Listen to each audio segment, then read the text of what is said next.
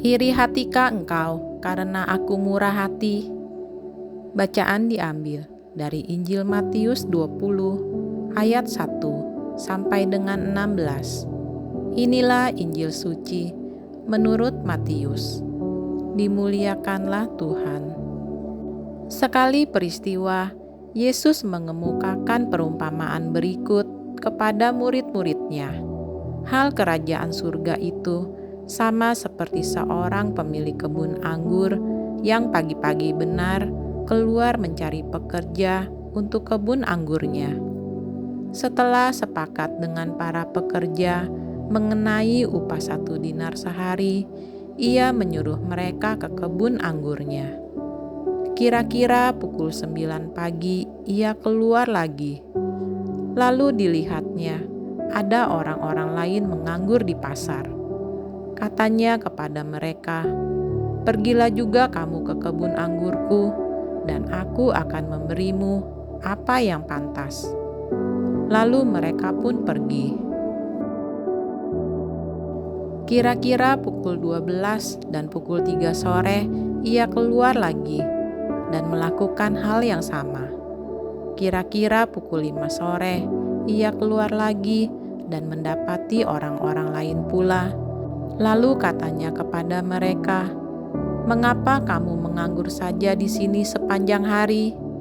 Jawab mereka, "Tidak ada orang yang mengupah kami." Kata orang itu, "Pergilah juga kamu ke kebun anggurku." Ketika hari sudah malam, berkatalah pemilik kebun anggur itu kepada mandornya, "Panggillah pekerja-pekerja itu dan bayarlah upah mereka, mulai dari yang masuk terakhir sampai kepada yang masuk pertama." Lalu datanglah mereka, mulai yang bekerja kira-kira pukul 5 sore, dan mereka masing-masing menerima 1 dinar. Kemudian datanglah mereka yang masuk pertama. Mereka mengira akan mendapat lebih besar, tetapi mereka pun menerima masing-masing 1 dinar juga. Ketika menerimanya, mereka bersungut-sungut kepada pemilik kebun itu. Katanya, "Mereka yang masuk terakhir ini hanya bekerja 1 jam, dan engkau menyamakan mereka dengan kami. Kami sehari suntuk bekerja berat dan menanggung panas terik matahari." Tetapi pemilik kebun itu menjawab seorang dari mereka, "Saudara, aku tidak berlaku tidak adil terhadap engkau. Bukankah kita telah sepakat 1 dinar sehari? Ambillah bagianmu dan pergilah. Aku mau memberikan kepada orang yang masuk terakhir ini sama seperti kepadamu. Tidakkah aku bebas mempergunakan milikku menurut kehendak hatiku? Atau iri hatikah engkau karena aku murah hati?" Demikianlah orang yang terakhir akan menjadi yang pertama, dan yang pertama menjadi yang terakhir. Demikianlah sabda Tuhan. Terpujilah Kristus. Untuk kita renungkan, menarik untuk direnungkan bahwa Sang Tuhan dalam bacaan Injil hari ini dikatakan keluar untuk mencari pekerja-pekerja. Mencari berarti inisiatif tindakan diprakasai oleh sang pemilik kebun anggur. Ia menghadirkan keselamatan yang tertuju kepada setiap orang. Semua orang secara sama berhak menerima keselamatan yang dianugerahkan Tuhan sebagai sang pemilik kebun anggur. Semua ini merupakan tanda kemurahan hati Tuhan yang dihadirkan kepada setiap pribadi. Melalui kemurahan hatinya, Tuhan berkarya bagi setiap orang. Tuhan menjadi jawaban atas kegundahan manusiawi. Ia selalu hadir pada waktu yang tepat. Kepada mereka yang mulai gundah di pagi hari, Tuhan siap untuk hadir. Begitu pula bagi mereka yang gundah di siang, sore, maupun menjelang petang. Tuhan selalu ada tanpa terkecuali. Namun kemurahan hati Tuhan seringkali berbanding terbalik dengan sikap hidup kita yang mudah iri, cemburu, dan penuh dengan rasa gengsi. Tuhan mau menerima setiap orang secara cuma-cuma dan tanpa pamrih. Tetapi kita sebagai umat-Nya terkadang tidak mampu meneladani sikap tersebut. Kerap kali kita dikendalikan oleh kecenderungan dosa yang menuntun pada suasana membanding-bandingkan.